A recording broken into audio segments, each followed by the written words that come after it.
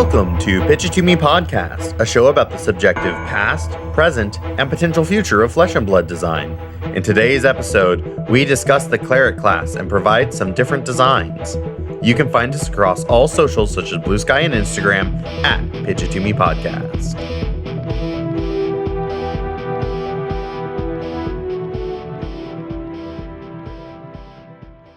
I'm Joel. I'm Fuzzy. And I'm Clark. All right, everyone. We are recording this episode in early March. It might be a while before it gets to you because we wanted this to be one of our backup episodes in case stuff's going on in our schedule. We can still give you the best content that you could dream of. So hello from the past. Ooh. So a little bit of preamble, the Cleric class. This comes from the idea that there is going to be a Cleric class added to the game. It was one of the professions listed in the original lore book. So a lot of people have theorized that's going to be added as a class one day, like Assassin was, or Necromancer will be, already has been. I'm hoping it comes out in high seas. But what we like to do is that each host takes a pitch and presents a different design that they have designed away from the other hosts of how they might see Cleric. So you're going to get 3 different ideas of sort of how the class might look like. And we'll see if any of those end up showing up if and when the class ever does get released. In the meantime, this is going to be a pretty custom card heavy show. Yeah, hopefully you like custom cards. These are definitely really fun to produce. And what's the show structure like, Joel? So for today's episode, the structure is going to be each of our hosts will come up with a major slice, quote unquote. Clark's going to start us off. Joel will then take over the yellow pitch, and then Fuzzy will round us out on blue pitch. And then we're going to come together and sort of mash all the designs together to create one super Cleric and talk about what each of our designs would look like in Flesh and Blood. So for my red pitch is titled Religion is for Suckers with a Z. We're going 90s. I don't listen to my parents. I'm going to the skate park. Take that, Mom. So that's because I don't really like the idea of a Cleric. And I think that Prism as a light illusionist is just a Cleric. She looks like a Cleric. She acts like a Cleric. I don't really think that they can do Cleric. I think Necromancer has more design space than Cleric does right now in the game. Wow, why did we make you go first? I don't know. Probably because, I don't know. I honestly don't know. But I still think that if we do some interesting top-down designs where we start with an interesting concept of building around religion, we can find some unique and interesting mechanics that haven't been done before. But I think it has to include the soul. And I know that the soul has remained as this thing that has been only for the light talent and the light talent's special little baby. Mm-hmm. And I'm saying, nah, fuck that shit. I think if you have a Cleric, the Cleric has to interact with the soul in some way. And you can't have every single Cleric be a light Cleric because I think that would be boring, dull. Why even make it a class at that point? And you wouldn't be the first one because Teklovozin, the Necropotent, also has the word soul to describe all of those cards that are under him. So it's not like this would be the first time a non-light hero has the soul. Typically they keep it to light and shadow, but yes, very much so. I think that the way that we are going to make it distinct from light is that rather than focusing on cards entering and leaving the soul, like with Soul Flare or removing it to make spectral shields, removing it to flip your figments, instead the soul is going to be something that you build up over time. So it's going to matter literally the cards that are inside of your soul. It's not just going to be some empty card resource. Their text is going to matter inside of the soul. Because Clerics nurture the soul. Religion nurtures the soul. Oh, okay. All right, I see you, Clark. Yeah. That's pretty good. I love this idea for design space because I feel like it's inevitable that LSS is going to do some designs with it, It makes sense that they haven't yet, but I imagine that, it's just a matter of time until they do. Mm-hmm. So let's get into my first card design. I call this Psalm of Deliverance. It is a Cleric non-attack action card with the Prayer Aura subtype. It's a 0-cost yellow rare that says, the first time you would gain life on your turn, you gain that much life +1. This effect is active while Psalm of Deliverance is in your soul. And on the field, right? It's an aura on the field, buffing your life gain, And if that aura is in your soul, it is doing the same exact thing. It's also buffing your life gain. Yes, very much so. Now, this is not a good rate. It's a yellow 0-cost non-attack action card that gives you 1 value a turn. And yeah, that's just not very, very good. But the whole point is that you try to get it into soul so that it stays around for a longer amount of time. But how does it get into your soul? At the beginning of your end phase, if you have gained 4 or more life this turn, put Psalm of Deliverance into your soul. So each prayer will have this quest that you need to achieve for it to get into your soul. And each prayer would have a different thing to do. For me, this is hearkening to how religions have rituals. I come from a Catholic background, so we have very structured ritualistic services, right? Where you do the same thing, right? Repeat Hail Mary 15 times, that kind of idea. If you complete the quest, you get the blessing. But you may have mentioned, okay, 1 value every single turn. If that's on the field for the entire game, that's incredibly broken, right? Don't worry, at the beginning of your turn, destroy this card if it's in the arena.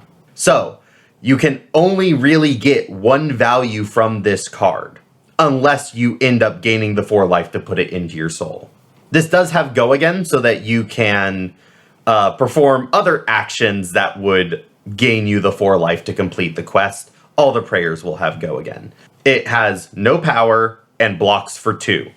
Because LSS loves 2 blocks now, and so do I. What do you guys think of the prayer design? I really like this pattern. Having these auras that give you a little bit of value, you do a little quest, and you get that value indefinitely. And I think that's a really cool, rewarding play pattern, and I'm excited to see where you iterate on it with. As the resident soul enjoyer, I really like this design too, mostly because, like you mentioned earlier, a lot of your cards, well, specifically in Bolton, because you have to charge from your hand, most of your cards are just yellow fodder or charge fodder. And with Prism, all of your cards are really good attacks, so you like be aggressive with, other than like Halo of Illumination or some other shenanigans to get cards in your soul. So I like that the quest to get it into your soul is harder, and the payoff is also much better, and you can sort of see just on this card alone that the quest of like getting multiple of these psalms into your, or these prayers into your soul, is going to like really turn on the rest of your hero power, which we haven't seen yet, but yes. Already I like this design. And that's a great segue. Let's talk about the hero design. I have named my hero Cantor, Aesir's Herald. It's an adult cleric hero. At the start of your turn, if you have less than 3 cards in soul, you may discard a cleric card from your hand. If you do, search your deck for a prayer and put it into your hand. So this lets you sort of craft the prayer that you need so that you can actually get cards into your soul. The whole point is that you stay card neutral, but you get to pick the prayer that you're putting in. So you can pick it based on matchup, or based on what cards you drew that's going to let you complete its quest. It requires you to have a very intimate knowledge of your deck, but we've seen how decks like Katsu already ask that of the players to understand very quintessentially how a card in hand might interact with a card in their deck. This is very similar, right? You draw a Sigil of Solace. Okay, I really want Psalm of Deliverance. So I'm going to discard some other prayer, get Psalm of Deliverance, then I can go Psalm of Deliverance, play Sigil of Solace, there's my 4 life, it goes into my soul. This sounds like a really strong hero power. It does, but that's because at the beginning of your end phase, if you have not gained life this turn, remove a random card from your soul. So it comes with the downside. Yes, it comes with this inherent downside of having cards occasionally have to leave your soul. Because otherwise you will just end up doing the illusionist thing where you get a bunch of multiplicative value, your soul just gets bigger and bigger, and then it overwhelms all of your opponents. And that's not fun, right? I think that's very bothersome to the game, and especially because the soul is something that's really hard to interact with, right? Only really shadow heroes have the ability to like remove cards from soul, and I think it would actually be very bad for light heroes if they turned that into a generic thing that they gave to a lot of classes and talents. So instead, if you simply put enough pressure on your opponent, or if they draw poorly, then they're going to start losing their soul. And it's random too, so they're losing like random bits of their hero. They're kind of like a hero ability. Yeah, I think some of this, like the randomness, or it's going to depend on really a lot of testing. One thing that we can't do for these designs is test them, so we can't really fine tune it. I think there is some fine tuning to maybe be done with how often and how quickly cards leave Soul. It all depends on how quickly you can get cards into Soul and just how much value are they really presenting. Also, I'm noticing that even if you do, like, let's say you go first, you win the dice roll, you end up going first, you search for a prayer, you still need to gain life. Otherwise, that prayer that you theoretically put into your soul is going to get removed almost immediately. So even though this is a really powerful effect, you get to search exactly for the card that you need or the card that you want to start building your soul with, you still also need to, like, manage the life gain portion of this mini game. Otherwise, this effect doesn't mean anything. You're just thinning your deck out and getting closer to fatigue, essentially. Yeah, Yes. we're kind of used to Levia, where as long as I'm banishing to Blood Debt, the Blood Debt's going away.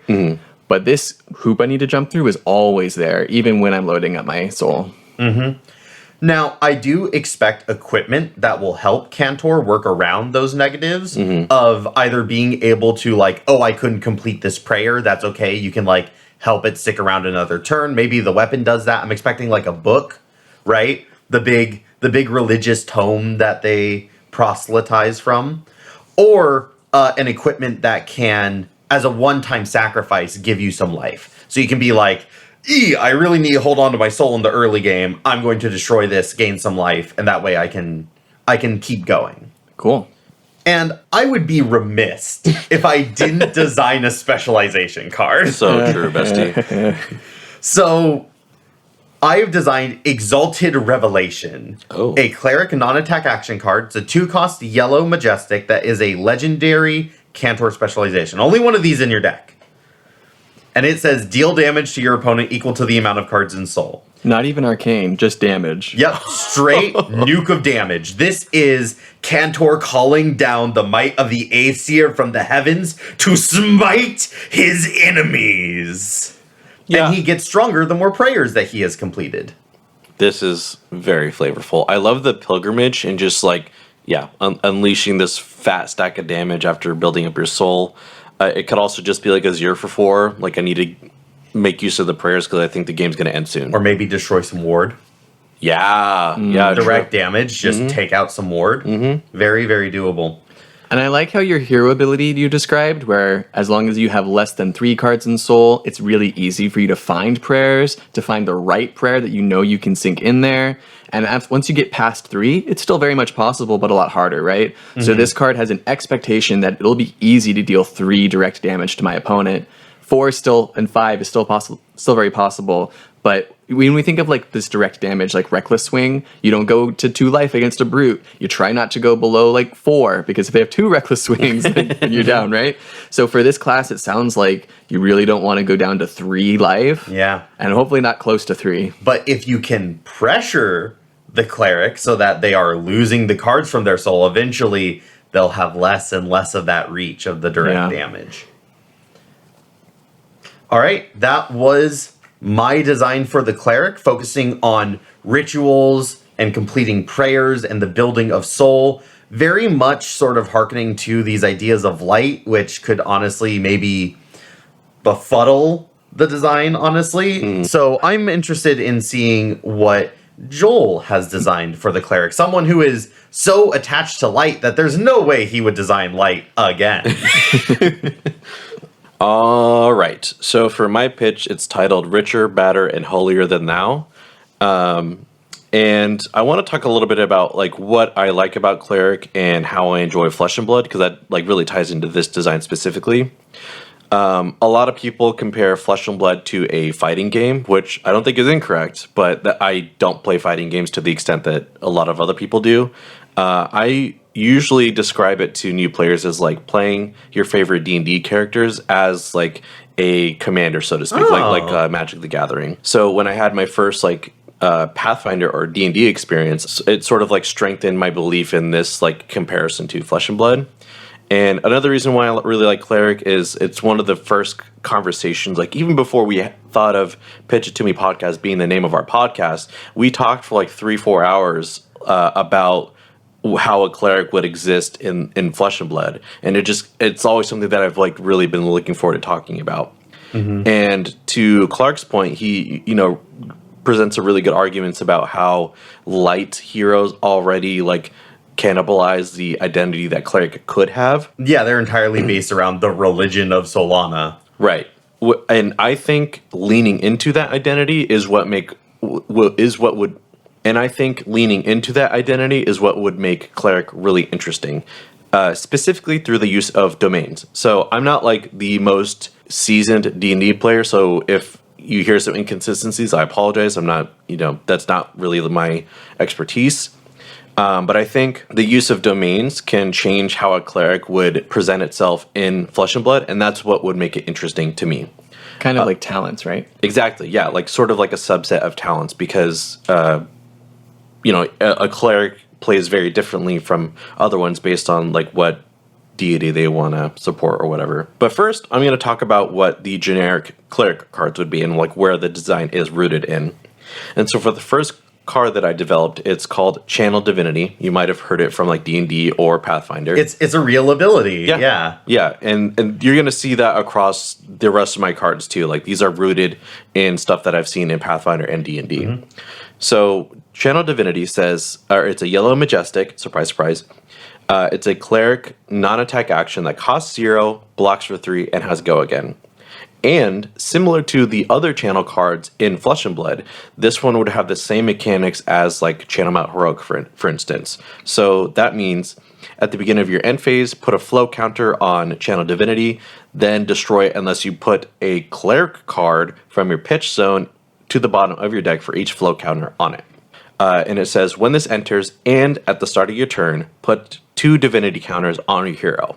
Ooh. I like the channel cards, and I think Channel Divinity as a concept of like a cleric channeling the divinity, it's flavorful, it's right in line of what I expect the class to be doing, and dealing with divinity counters is a lot different than dealing with cards in Soul. So I like it. Yep. I'm really excited to see what these divinity counters do. If this Channel Divinity is just giving us the divinity counters, hopefully it'd be pretty cool. So for context, this card would get you a total of 2 divinity counters when it enters, and then if you keep it around for at least 1 turn, you'll get 4 divinity counters. So keep that in mind as I talk about the rest of the designs. So now I'm going to get into the hero. For a little bit of context, this is a light cleric, so I'm still playing with the light identity. No, you did go back to light. Yeah, I lied earlier. But this cleric is specifically a light domain, or domain of lights. So that's, again, hearkening to the D&D mechanic, and that's how I'm going to frame the rest of like these light cleric cards specifically. And the hero I came up with, well, name is a work in progress. I just named him Jim the Cleric because I didn't know what cool name I wanted to incorporate. That is so D&D coded, though. as a DM, it's like, what's this guy's name? Fucking Jim. I don't know, man. Just fucking move on. Yeah, ask your question. This is like the 14th PC that doesn't matter. Please move on. So Jim the Cleric has 4 intellect and 38 health. Because we're going to be playing with life totals. And so I think when you play with life totals or prevention, you should have lower life. Yeah, if the hero's built around gaining life, they should have less life. Absolutely.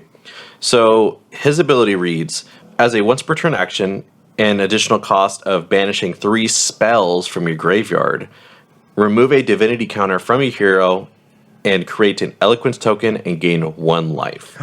Eloquence tokens are so good, dude.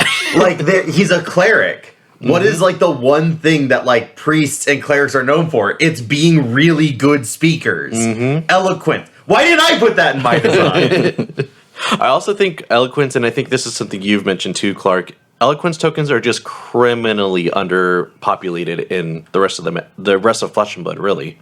So I wanted to find a way to incorporate them without making them broken. So I hope you'll pay attention to the rest of the designs and see how valuable the divinity counters and the eloquence tokens are. So we can remove a divinity counter once we've gotten enough cards in our graveyard to make this eloquence and gain a life. Correct. So that's one of the big outlets for these divinity counters, and it's why we get so many on Channel Divinity. Exactly. So for my next design, I've created Magic Weapon, which is a common playset. So you're going to find it in red, yellow, and blue. It's a Cleric non-attack action spell. So this is the first spell, which is something that you can banish to your hero ability. This spell costs 0 resources, is a 3-block with no go again, specifically because of your Eloquence tokens. So basically, you're going to be cashing in your spells for Eloquence tokens so that you can play more of these spells and get effects from them as you play them, because this one reads, until the end of your next turn, your attacks gain, when this hits, deal 3, 2, or 1 arcane damage, similar to rolling like a d4 for the additional like radiant damage. But I didn't want to use radiant, I just chose arcane damage. And that's like if it's a red, yellow, or blue copy. Yeah, exactly. Weapon, right? So the red would be dealing 3 arcane damage for every hit, and then the blue would be dealing 1. So without Go Again, this only gives you 1 turn of having the buff, because it has no Go Again, your turn ends, so only on your next turn will your attacks have this effect. Correct. But if you can use that Eloquence token, cash in that divinity, then you can get 2 turns of this effect being active. Yep, and since this requires at least a card for your weapon swing or 2 cards for like an attack on the turn you play Magic Weapon or the turn after you play Magic Weapon, I feel like getting 6 value from this card is pretty hard. So that's why I've decided to do 3 arcane damage on hit. Yeah, plus opponents can just block. Yeah. I could see this being really strong if you have lots of go-agains, you know, Scar for a Scar, Ravenous Rabble, but it also kind of depends on how many you have in kit, you know? Yeah. Right. I also feel like this design feels a lot like an aura, you know? Where if something's going to give me a static effect for my next turn, like think of like the Guardian Auras. The Guardian Auras don't say, hey, on your next turn, your first attack gets blank. They sit around and then they destroy themselves. And I think part of the reason for that is for memory, so that the players can really easily remember that this is an effect they're going to get. Yeah. Although notably, your hero ability wants to banish spells from your graveyard. So putting more spells in your graveyard faster is probably a good reason why you'd want to make this a simple non-attack action instead of an aura. Right, like it would be a little bit awkward if I had to wait for the following turn after Magic Weapon goes away to then banish it to my hero ability in order to, you know, do the rest of my stuff. Yeah. But you're starting to see the synergy. Like I want to banish my spells to empower the rest of my spells with like Go Again on my non-attack actions, and then obviously Magic Weapon buffing the rest of my attacks. My last card that I want to talk about is Mass Restoration. This is a yellow majestic, light, cleric, non-attack action, and it's a spell as well. So already you're seeing that most of cleric cards will probably be some combination of spells. And this is also a 3-block. And the text reads, each hero gains 2 life. Each hero? Each hero, yeah. So UPF playable, baby. UPF and also PvE playable whenever that comes around. Yeah. Ooh. And then it says, when you play this card, you may remove 1 divinity counter from your hero to increase your healing by 2. Okay, so another use for the divinity counters. We can remove the divinity counters to break parity with our opponent. Right. And make it so that we gain 4, they gain 2. So I was heavily inspired by Coax the Commotion, because that also says when this hits, each hero gains 1 life. And I've used that card in effect to raise my own life threshold because I'm the aggressor, but I want to be out of an opponent's kill range for a certain turn. So each hero gaining 2 life might not be super impactful, but as you scale up your divinity counters, you will be gaining 4 life for the cost of 2, which is similar to Count Your Blessings, but I'm going to get into why you might want to cast this spell over Count Your Blessings. I've also added this new keyword, Upcast, which says, you may search your deck and banish any number of cards named Mass Restoration. If you do, copy this card. So what this allows you to do is, much like you would in D&D, you can cast this card at a higher spell level, or use a higher spell slot to make this card more powerful. However, when you copy this card, you still need to remove divinity counters, so you need at least 3 divinity counters if you want to get the max value of this card for a total of 12 healing. I really like this effect because it seems like such an interesting choice. Sometimes you just want to cast this card when you have access to it, and sometimes you want to wait till you have more divinity counters so that you can upcast it. if you're worried about, hey, how often am I going to get channel divinity to put divinity counters on my hero? Right. Then I need to be concerned about upcasting and burning through all my divinity counters. And then what? I have 2, 3, 4 turns without divinity counters? Yep. So maybe you only want to upcast by 1 extra copy. Yeah. Where the flavor really meets like good design here is similar to like a D&D game. If you're getting fucked by this particular enemy, you can just expend a really powerful spell to sort of save yourself or your allies. In a similar vein, in Flesh and Blood, if you're getting farmed by this aggro deck that you're playing against, and you're like, okay, I have 3 divinity counters, I don't know when I'll be able to find enough room to disrupt them and gain parity back, so I'm just going to upcast it and gain 12 life, and hopefully that'll give me enough time to get back into the game. But it's still at action speed, so it's not like you're immune to disruption, and you can still be like arsenal disrupted if I park this card for a future turn. So this is what I would think would be a really balanced way of including life gain into not only hero power but the main core cards of a hero, because you're already on this quest to not only find channel divinity but keep it around for multiple turns so that you can build up divinity counters and cash them in for eloquence tokens and all of that. I think to gain 12 life as compared to Count Your Blessings where you just need to cast each card and pay 2, it seems like there's enough going on to make it balanced. I just had a thought off of this card, Joel. Like literally while we're recording. I didn't have this thought during our notes when we were going over designs. New thoughts? Hot off the New press. thought. I think it would be really interesting if Cleric appeared as a support-only class for PvE. Oh. Oh. Sort of like how Bard and Merchant are young only, or like UPF only, right? It'd be really interesting to see Cleric as a PvE only support class. I could see that mostly because I think the offense for Cleric would be a little hard to figure out and make it different from other heroes. I think magic weapons is a good like step in the right direction, Yeah. but I also really like the idea of just making it a PvE support class. Yeah. Could totally see it. Yay for new thoughts. Yeah. But yeah, that's my Cleric idea. Very heavily inspired on innovating on the light design and moving away from the soul mechanic, as well as finding a way to incorporate D&D spells and balanced life gain. So I hope you guys like it, and feel free to let me know if you have any suggestions or what you think Flesh or LSS would do to improve upon this design. But I think we have one more host who has a slice they haven't talked about yet. Yeah, this is, if I did red pitch and you did yellow pitch, then that must mean Talon's gonna do blue pitch. No, it's Fuzzy. Fuzzy! Oh my god, I can't believe, I am so happy. Fuzzy, what's your blue pitch? All right, so I've titled my blue pitch Pure for Holy Men, which I think only about 5% of our listener base is going to understand as a reference to something that already exists in the world, and that's okay. God knows I know. Yeah, what the hell is this from? My Cleric design is all based on the idea of purity, sanctity, because if you're a man of God, a man of religion, you need to have a very devout life that you lead. And I wanted to reflect that purity mechanically with cards that do not have any abilities. That's right, pure flesh and blood, baby. Wait, is this Raging Onslaught Tribal? Basically, yeah. Oh. I'm forming my design around why you might want to put cards in your deck that have no abilities, or potentially take abilities away from cards in order to get a benefit. Ooh. I'm going to start with my hero card. I've called him Christoph, Purifier of Hearts. He's a Cleric hero, and he has the text, when an attack action card you control deals 2 or more damage, if it has no abilities, you gain 2 life. And I'd like to remind everyone off the bat, Go Again is an ability.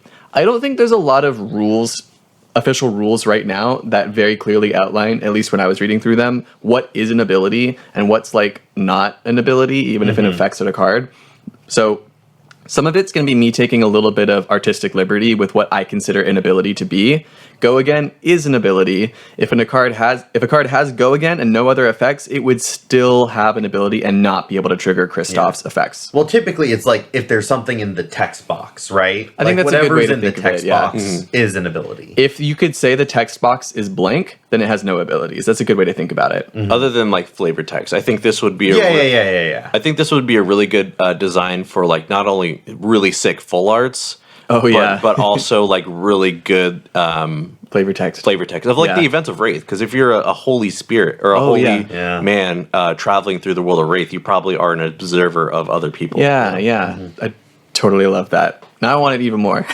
Also, sorry, one more thing. I like how your hero ability is basically half of Crush. So I'm going to name it Shmush. Smush. Well, the thing I like about Crush is it like is an on hit, but a little bit more balanced. It's a little bit of control as to how much damage you're able to deal. Right. If you're leaking 1 damage, that's not quite enough. We want to have a more solid hit in order to give this benefit. And interesting play about how we block. Right. So it's interesting on both sides. Exactly. Our breakpoints change. Yeah. And I really wanted this Cleric, like if he's going to be gaining life, which I think is important to Cleric, I wanted him to do it proactively, which is why I turned it into this on hit, you know? Like Clark has said it before on the podcast that if a Cleric is about gaining life, what's stopping someone from just gaining life and just playing defensively and driving everyone crazy? And this is my response to that design issue that could be inherent in Cleric. Yeah. I mean, Joel was just saying, hard to always find the aggression. Yeah. I didn't put, mine was a single finishing spell. Joel, yours was an aura that had to augment other attacks. Let's see what Cleric attacks look like. Yeah. I gave this Kristoff Cleric 4 intellect and 38 health. So you can kind of think of it like the first time I gain life off my hero ability, I'm at the same life total as most heroes. It's everyone after that where you actually feel like you're profiting off your hero ability. I really like these designs because I love the fundamentals of Flesh and Blood, and I'm so excited to get to play so close to what makes a good Flesh and Blood card. The first card I want to talk about is called Sheer Power of Will. It's a Cleric attack action card with no abilities. Empty text boxes, baby. That's what we're talking about. Which means it can proc my hero power. It costs 5. Oh. It's a common. That's a lot. And at red, yellow, blue, it swings for 9, 8, 7. Holy! Big damage. So we already have cards in the game at generic that are 0 for 4, blocking for 3, 1 for 5, blocking for 3, 2 for 6, 3 for 7. I'm imagining there'd be a 4 for 8 and a 5 for 9. This is the 5 for 9. Yeah, Guardians get the 4 for 8. Yeah. We get the 5 for 9. Yeah, I like that a lot. And like I said, this blocks for 3. So it costing 5 does give you a little bit of challenge as to like what you're going to use with that extra resource. There might be some cool equipment or offhand effects or other cards that I'll get into in a second. It also comes in for 9. So as far as breakpoints go, we've already know that like the breakpoints are a little bit different because you could block for 8 and not proc the on hit. What do you guys think about this card? One notable thing is that there is no way to give 2 cards to prevent the on hit of Kristoff's hero ability. Well, if you had 2 D-reacts maybe, like Sink Below into Sink Below. Specifically 2D reacts, which is really hard to come across. But if you throw 2 cards in front of this, blocking for 6, I'm still going to get to gain life, and I'll still have a point differential of like 5, right? Dealing 3 damage, gaining 2 life. Yeah. Throwing a huge ass attack is a really good way to have a card with no abilities still provide a really interesting challenge for your opponent. I also see this being as like you might have like 1 red, but the blues seem really valuable. Those are easier to block, but just having a 5 for 7, like that's a really good popper for like prison, for example. That's just like competitively speaking. Plus, New loves this. Yeah, absolutely. Yeah, take the blue ones out against you for sure. Yeah. Kristoff isn't getting printed until New LLs. 0 for 7. The next card I want to show off is Proselytize. It's a Cleric attack action that costs 1. It's another common, and this one does have an ability. It says, your attacks this combat chain without abilities have +1 power. Oh, And it of itself is also an attack that swings for 3, 2, or 1, if it's red, yellow, or blue, and it has Go Again, and blocks for 2. So if this hero is really focused on having 1 big attack, I'm imagining it's going to want some sort of like pumps to go with it. But I also wanted this Cleric to be a little bit more melee focused, you know? He's, I guess, a little bit more of a knocky heads sort of Cleric. Yeah. So this attack pumps your future cards with no abilities, but it also has a little bit of an attack of itself. So it throws a little bit of damage, and it makes it a little bit harder for your next attack action with no effects to be blocked. And with that rate, if you only get one attack without abilities, this is basically a 1-for-4 go again, which I think is pretty fair. This is like a draft chaff common that I think you could still slot into your actual constructed decks if you wanted to. So paired together with sheer power of will, we are looking at pitching 2 blues to come in for 3 and then 10.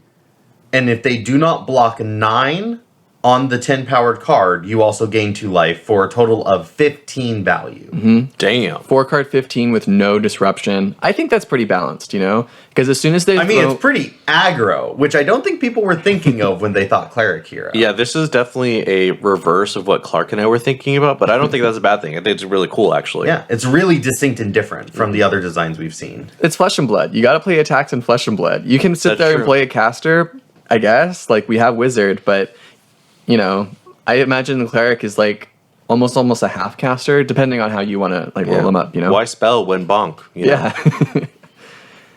Next, I have an instant. I call it Power Word Silence. That's so cool. Yeah, I definitely like was similarly inspired by you, Joel. I feel like all of the Cleric things that I've seen in RPGs have this like power word effect, like in Hearthstone, right? Yeah. This is a rare 1-cost yellow, color locked at yellow, and it costs 1 less if it targets an attack you control. Okay. Kind of like, was it Blinding Beam? Yes. Yeah. Yeah, Blinding Beam costs 1 less if it targets a shadow card. Yeah. So you can either target an opponent's attack for 1 or your own attack for 0, and that attack loses all abilities, and its controller gains an action point. Okay. I think like targeting an opponent's card and having it lose go again, like Blizzard, is a really strong effect, and I wanted to respect that strength by giving the opponent the action point back. I'm not trying to scam go again from my opponent's cards. I'm trying to remove on hits, right? If I'm targeting my opponent's cards. Now, this could give something like CNC go again, essentially, by giving the opponent an action point. Yeah, but then you're able to play D-Reacts after you play this instant. Or it's no longer wiping your arsenal. I think that's worth giving a card for in some circumstances. Probably specific circumstances where there's a particular on-hit you're really worried about. I also want to note there's a really, really cool thing here. Let's say someone tries to CNC pummel you, right? And you read the CNC pummel and you respond with this card. You would take away the pummel effect of giving the attack. When this hits a hero, they discard a card, but you would not remove the +4 power that it would be given. Yes. Is that right? Really? Yes. At least, again, we're getting into like the nitty-gritty of like what's in effect and what's not. For my Cleric design, I was imagining that anything that buffs power is not an ability. So you can buff the power of something and it would still work with Kristoff's hero ability, and this card would not take away that buff of power. Because it doesn't say, give this card the text of has +4 power. It just says give it +4 power. Very cool. I like that. You could also use it on your own cards to give them like pseudo go again. So you can swing vanilla card into vanilla card. Or if you just really need that life gain. Yeah, you can like remove your own effects. And I also just love the idea of playing this card with something like, I don't know, like Gore Belching, where you remove the downside from it. And so you play this card with Gore Belching, and then it's a 0 for 7. Or Ravenous Rabble. Yeah. Although Ravenous Rabble, you're taking away go again. So it's just a 0 for 5. Well, you get an action point. Yeah, you do. But it's a little bit less on rate than, say, like Gore Belching. Actually, it'd be a 0 for 7 if it hits. Yeah, if it hits, yeah. That's pretty good. You're spending an entire card just to do this instant to remove abilities. Oh, I guess that is like a 2-card 7. Yeah. So, I mean, some classes take that all day, you know? Yeah. 100%. So this is the kind of thing where I think it's fun not just to play vanilla cards, but maybe cards that have negatives about them, and you're using your Cleric abilities, your magic, in order to remove the downsides, purge the downsides from cards, and go back to that pure state. That is the single most interesting thing about Magic the Gathering to me. So the fact that you just said that makes me really excited about this design in particular. I'm partially inspired by an archetype from Yu-Gi-Oh! Called Skill Drain, where you'd play these like cards that have like alternate casting costs, but they're worse. And then you play Skill Drain, and they go back to their original stat curve. Yeah. So you get to play like fat creatures for cheap. It's kind of fun. So those are my designs. Now, what I think we're going to do is we're going to take a little bit of a break and come back to the table with some new designs that we designed only after we heard each other's, and we're going to try to merge some of them and see what we come up with. Yeah. So we'll catch you guys in a second. All right, we're back. For you, it was only a second, but for us, that was like 45 minutes of doing some hard brewing. Yep. Yeah. I'm very happy with what we came up with. But before we get into that, we have a Patreon submission that we need to mention for you guys. So, Yes, if you join at the $5 or $10 tier, you can suggest a card for us to shout out at the Arsenal Zone like we normally do. We're not doing it this time, but we do it.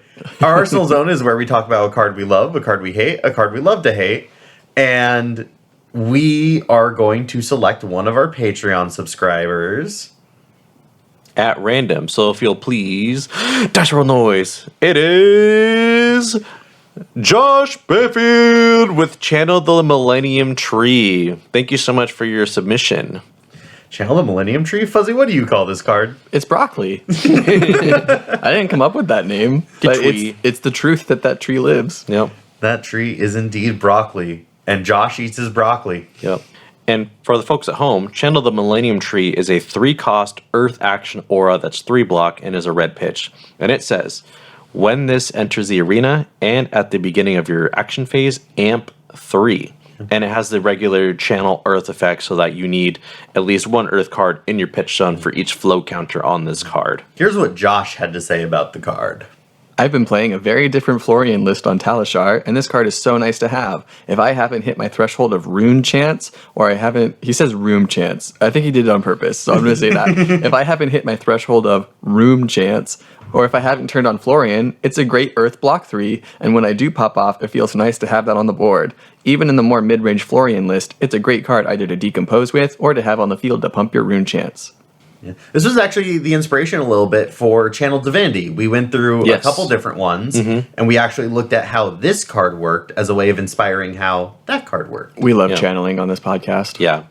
Now, if I remember correctly, someone somewhere got boomed by a particular broccoli. Yeah, Fuzzy played Channel the Millennium Tree against me and kind of fucked me up with it. It's a really strong card. Yeah.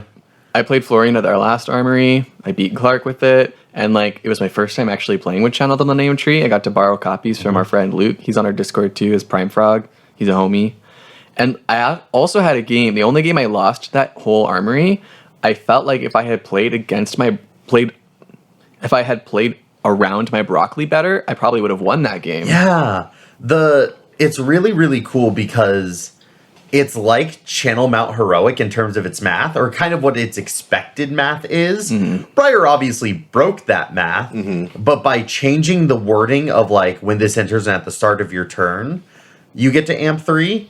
I really like that because it prevents that ability of breaking it by throwing a bunch of arcane effects like the Rune Chance for Florian.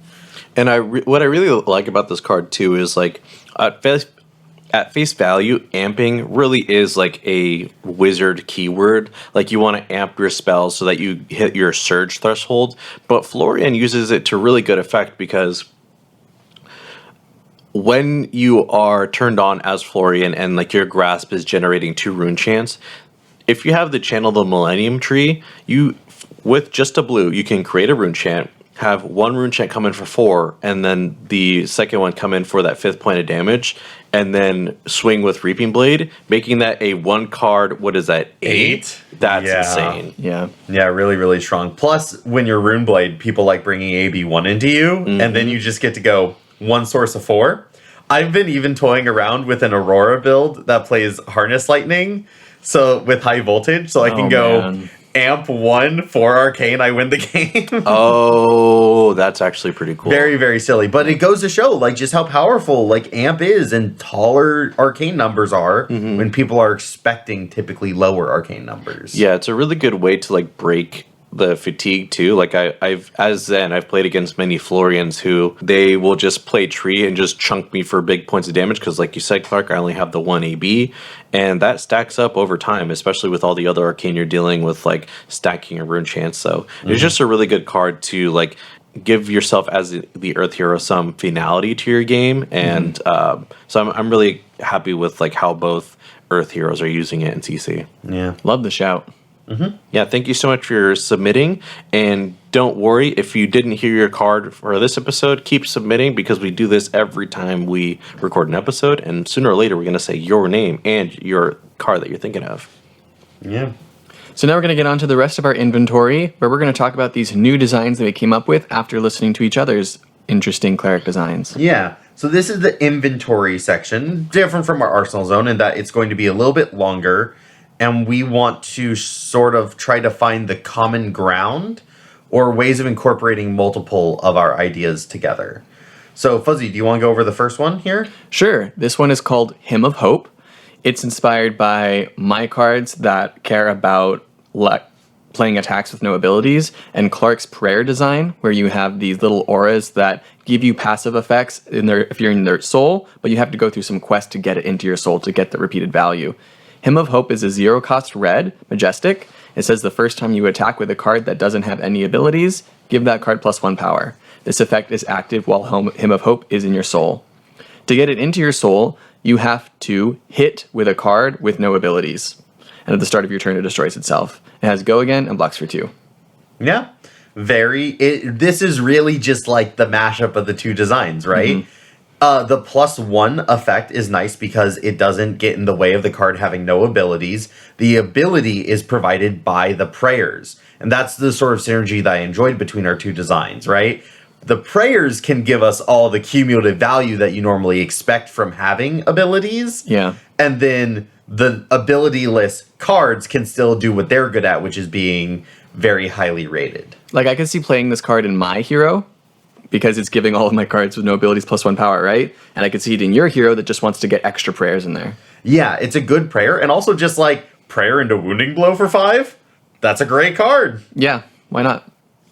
Also, this isn't like a mashup of my design at all, but what I do like about it is it feels sort of like a transcend card in a way. It gives 1 point of value, and if you're able to convert that point of value, not that any of the transcend cards require on hits, but just that other card guaranteeing the on hit, you get this bonus effect that now persists for the rest of your turns with that +1 power. If we're also just talking about like melding the two hero abilities, Fuzzy, your hero ability of gaining life going really well with my hero ability, with the wounding blow that I suggested, right? A 0 for 4 now goes to 5, meaning you have to give 2 cards, because if you only give 1 3 block, 5 power is 2 over, gain 2 life. Now I'm keeping my prayer too. Oh, yeah. Yeah? Yeah. Yeah, I like how that turned out. Nice job, guys. I'm going to go ahead and jump in on the next design. This was sort of trying to meld what me and Joel had going on. Now, we did have some difficulty with this. Yeah. Because both of our designs played around individual mini games that did not play well. It's not that they didn't play well together. It's that you want to avoid a bloat by not having too many mini games, right? Yeah. You kind of want to just focus on one. But we found common ground in what we were missing. So, Incant Weapon is the name of the card. It's a cleric non-attack action spell aura. So this is a spell from Joel's designs. It is a 1-cost red rare that equips a spiritual weapon token into your offhand. It can block 3. So what's a spiritual weapon token? Well, we acknowledge that both of our heroes probably aren't attacking very much. They're very focused on their non-attack action cards. Also note, this doesn't have Go Again, so you probably want to give it Go Again with an Eloquence token. A lot of focus on Joel's designs there. Where does mine come in? The spiritual weapon is a cleric weapon, and once per turn action, you can pay 2 resources to attack with Go Again. It attacks for 3, and it says, at the beginning of your end phase, destroy this if you do not have 3 or more prayers in your soul. So we were trying to harken back to that idea of the spiritual weapon spell in D&D that requires you to hold on to concentration. That's represented in these prayers staying in your soul. And it also has the line of text of this card can be equipped in your offhand if you control a book. So maybe there is a build of Joel's hero that has its own weapon, right? Mace or a hammer or something. Right. But if you're going for the more spellcasty wizard, this could be a way of giving yourself that weapon that then allows you to fight the fatigue battle, provided you actually keep up your prayers and your spells. One thing that this design reminds me of is it says, like, you have to really, like, pray in order to warm it up. And in D&D, like, that's a thing you do when you wake up from your long rest. You have to prepare your spells, you know? Yeah. And that preparation, like, to make sure that your spiritual weapon is all ready to go for your fight, I feel like it's on theme. Yeah, another thing that I like about this fusion of our designs, Clark, is that not only does the weapon have go again, by pitching a yellow, you can more easily keep Channel Divinity around for subsequent turns. Yes. This is exactly what I was missing too, because I basically only had the one spell that costed anything that I could actually keep my channel around. And by keeping more divinity counters flowing in, I create more eloquence tokens, which gives my which gives my incant weapon non-attack actions go again. So that it just fits really well, and I'm also gaining life with my hero abilities. So I think this flows perfectly with what I was missing as well. Also, Joel, I'm not sure if you noticed, all of the cards that we designed were yellow. Yeah, I think you were. No, you had the one red in the magic weapon. That was rainbow. Yeah. We had a lot of yellow in our design. Yeah, I think you're a light believer as well. You just didn't want to accept it on camera.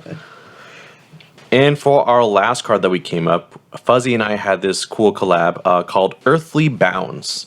It's a cleric attack action that costs 0, is a red, yellow, and blue at rare, and it says, when this attacks, if you control an eloquence token, this attack loses all abilities, which is going to be relevant because the following line says, when this attack hits, its controller loses 2 life. You're the controller. And it comes in at 6, 5, and 4 that blocks for 3. Yeah. So it's a pretty overstated attack. 0 for 6 is not anything to scoff at, especially with Fuzzy's hero ability saying, smush, if you deal 2 or more damage, you gain 2 health. Which is also negated by the fact that you're going to lose 2 health if you hit with the ability still intact. I also think this card is probably a little bit pushed because it has to hit in order for it to have any downside by default. So if they're at a really low life total, it's just a 0 They kind of have to block with it anyway. Yeah. But still, like, I really love exploring this design, especially because an eloquence token is something that doesn't interact with attacks. So giving my attacks a benefit just for having the eloquence token out, I think is actually like really cool as a way of checking to see if I can turn on my other abilities. I really like that part of it. Yeah, the idea of both needing to meet a condition to turn off abilities and the abilities being negative things is a really cool idea. I don't think it's something that LSS will do for a while. Yeah. But then again, I don't know if Cleric is something that they're going to do for a while. Yeah, so this is definitely something I could see them, approaching with similar ideas. I also think, like, the fact that you have to have an eloquence token when this attacks sort of implies like you have to play inefficiently to get the beneficial effect of gaining 2 life on hits and like being able to give some of your more powerful non-attack actions go again. I also like how this card is just playable on its own. It works well with the hero ability that I wrote, but all 3 of us had different hero abilities that we wrote, Yeah. And I could kind of see this one being played in your hero design, Joel, where it's just the eloquence tokens that you're able to make off hero ability make it really easy to lose this effect. And then it's just a 0 for 6, and that's good. Because if it's a 0 for 6 that loses you 2 life, it's kind of like it's a 0 for 4, right? Yeah, exactly. So the same math that binds all of Flesh and Blood's fundamentals is still present. It's just like a little bit different than other cards. Kind of like Kiss of Death, right? Yeah. 0 for 3, the on-hit deals 1, but we all know. We all know. We know what's going on here. We know what's... I know what you are. Yeah. That ends our inventory section. We tried to meld our 3 ideas together, and I think we're just really excited about the idea of new classes and how much design space that opens up, the new thematic ideas or the new mechanical ideas that they come from. If you guys have any thoughts about our designs or have any designs of your own, we'd love to hear about it in the comments below. Or jump into our Discord. Let us know in there. We have a whole section on custom cards where people have a lot of great conversation about different designs and ideas for stuff that they have. Hell yeah. With all that being said, I think that is the end of our episode. Yeah, thank you guys so much for joining us. As always, feel free to join our Patreon where we're going to be talking about our Crucible format, and also it's the best way for you guys to send us your Arsenal Zone suggestions so that we can shout out a card that you've been thinking about and you really want your favorite host to talk about. But until next time, guys, I think that's about it. Yeah, thanks for potting. Bye.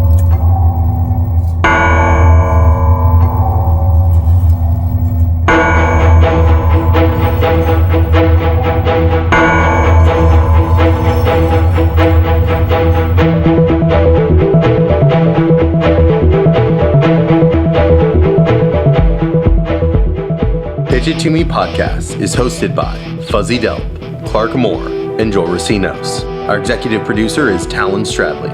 Logistics coordinator, John Farkas. Music by Dillon Hulse. Logo by Han V. And sound mixing by Christopher Moore. Last but not least, we'd like to thank you, the listener. Thank you for tuning in. Please give us a follow on your favorite social media platform at Pitch It To Me Podcast.